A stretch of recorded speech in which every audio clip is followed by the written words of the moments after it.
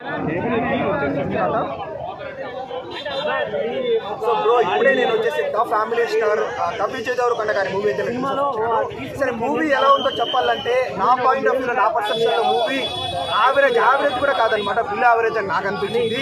ఎందుకంటే main thing first half అయితే మనకు కొంచెం బాగానే ఉంటుంది అనమాట. తీసుకున్న విధానము లైక్ ఆ middle class life, Vijay Deverakonda మోస పరువు బాధ్యతలు కావచ్చు, ఆ కుటుంబంలో ఉండే బంధాలు బాంధవ్యాలు కావచ్చు, ఆ సాక్రిఫైజులు రెస్పాన్సిబిలిటీలు, ఒక మిడిల్ క్లాస్ లైఫ్ అయితే మంచిగానే స్టార్ట్ చేశారు. తర్వాత లవ్ స్టోరీ కూడా పర్వాలేదని మనకు అనిపిస్తుంది. కానీ దాని తర్వాత నుంచి మెయిన్గా సెకండ్ హాఫ్ అయితే చూసేంతసేపు సో విజయ్ దేవరకొండ ఐరన్ వంచినాడా లేదా పక్కన పెట్టేస్తే ఐరన్ దించినాడని అనిపించింది. సో ఆ లెవెల్లో సెకండ్ హాఫ్ అయితే కొంచెం యుఎస్లో ట్రాక్ కావచ్చు, ఆ వెన్నెల కిషోర్ పేలని కామెడీ కావచ్చు, కొంచెం కష్టమైంది అనమాట కూర్చోవడము. సో ఓవరాల్గా చెప్పాలంటే ఫస్ట్ హాఫ్లో ఒక 40 minutes, ఇంటర్వెల్ ముందు సీను, క్లైమాక్స్ సీను, ఒక 2 సాంగ్లు తప్ప మూవీలో ఇంకేం లేదు. సో 2.25 గంట సినిమాలో ఒక 3/4 గంట మనకు బాగానే ఉంటుంది, రిమైనింగ్ అంతా కూడా అంతేం ఉండదు అనమాట. సో అందుకనే మూవీ నాకు బిలో యావరేజ్ అని నేను చెప్తాను.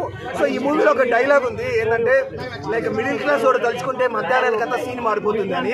ఈ మూవీ సీన్ మధ్యాహ్నానికంతా మారిపోయేలాగా ఉందన్నమాట. ఎందుకంటే సెకండ్ హాఫ్ లో కొంచెం కంటెంట్ తక్కువ ఉంది. బట్ ఎనీవే ఓవరాల్ గా విజయ్ దేవరకొండ ఫ్యాన్స్ కావచ్చు ఆ ఫస్ట్ హాఫ్ కోసం వచ్చి చూడొచ్చు అనమాట. ఇట్స్ లైక్ వాళ్ళకు ఫ్యాన్స్ కి వన్ టైం వాచబుల్. నాకైతే ఒక బిలో యావరేజ్ మూవీ అని నాకు అనిపించింది, బట్ బెటర్ దెన్ లైగర్.